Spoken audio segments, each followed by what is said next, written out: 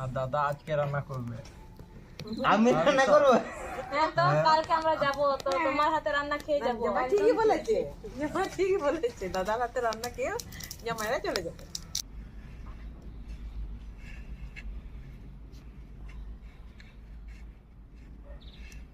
ভাজাভুজি হয়ে গেছে অলরেডি।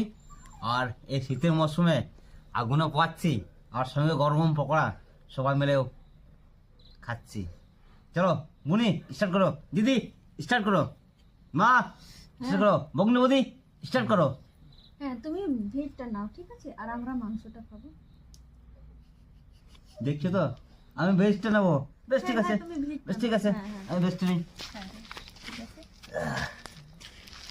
তো সত্যি ভেজ পকোড়া স্বাদই আলাদা, এখনো খাই নাই। চাটনি দিয়ে ভেজ পকোড়া,